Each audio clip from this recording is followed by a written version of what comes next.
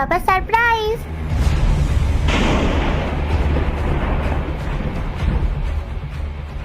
এই যে হ্যালো, আপনি আমার বাবার চেয়ারে বসে কি করছেন? উঠুন বলছি এখান থেকে। আপনি জানেন না এটা কার চেয়ার? আমার বাবা এই কোম্পানির ওনার। হ্যাঁ, আপনার সাহস তো কম না, আমার স্বামীর চেয়ারে এভাবে আয়েশ করে বসে আছেন। আপনি জানেন না বসের চেয়ারে যাকে তাকে বসতে নেই? আমার হাজবেন্ড যদি জানতে পারে না যে আপনি ওনার চেয়ারে বসে আছেন, তাহলে কিন্তু আপনার চাকরির টানাটানি পড়ে যাবে। তাই নিজের ভালো চাইলে চুপচাপ এখান থেকে বেরিয়ে যান। কি হলো, কানে কথা যায় না? উঠুন বলছি এখান থেকে। মা ঋতিকা, শ্রেয়া, তোমরা হঠাৎ এখানে? পাপা এইসব ছাড়ো, তুমি আগে ওনাকে চেয়ার থেকে উঠতে বলো।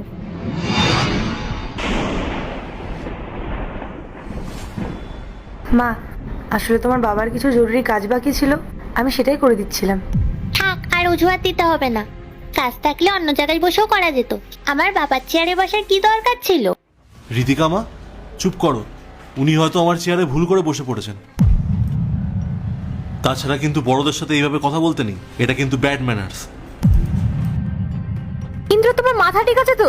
একজন সামান্য কর্মচারী তোমার চেয়ারে এসে বসে আছে, তাও উইদাউট এনি পারমিশন। আর তুমি ওনাকে কিছু না বলে উল্টে তুমি ঋতিকাকে বোঝাচ্ছ। শ্রেয়া, তুমি সব কি কথা বলছো? আমি শুধু ওকে শেখাচ্ছিলাম বড়দের সাথে কিভাবে সম্মান দিয়ে কথা বলতে হয়। এই শিক্ষাটা তো তোমার ওকে দেওয়া উচিত। তাছাড়া উল্টে তুমি আমাকে কথা শোনাচ্ছ।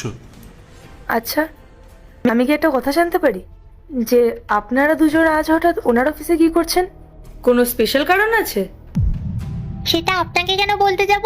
আমি আমার বাবাকে বলবো। বাবা, তুমি জানো আমি পাশ করেছি আর ক্লাসে সবথেকে বেশি নাম্বার পেয়েছি। বাহ, এটা তো খুবই ভালো কথা। আর সেই খুশিতে একটা গেট টুগেদার অ্যারেঞ্জ করেছি। ঋতিকার কিছু ফ্রেন্ডস আর আমাদের কিছু রিলেটিভদের ইনভাইট করেছি। আমি ঠিক করেছি পার্টিটা তোমার অফিসেই করব, কারণ তোমার তো আর বাড়ি ফেরার কোনো নাম থাকে না। আমরা ভেবেছিলাম এখানে এসে তোমাকে সারপ্রাইজ দেব, কিন্তু এখানে এসে তো আমরাই সারপ্রাইজ হয়ে গেলাম। বাবা, তুমি ওনাকে বলো যে সবকিছু রেডি করে রাখতে, ওরা এক্ষুনি চলে আসবে। ঋতিকা, এটা কি ধরনের ব্যবহার? আমি কি তোমাকে এই শিক্ষা দিয়েছি? আমি তোমাকে বললাম না বড়দের সাথে সম্মান দিয়ে কথা বলবে? ঠিক আছে, তোমরা ওখানে গিয়ে বসো, আমি সব রেডি করছি। আমি আসছি। আপনি এখানে স্ট্যাচুর মতো দাঁড়িয়ে আছেন কেন? যান এখান থেকে। হ্যাঁ, আমি চলে যাব, কিন্তু পার্ট 2 দেখতে সাবস্ক্রাইব করো ভেলকু 78M।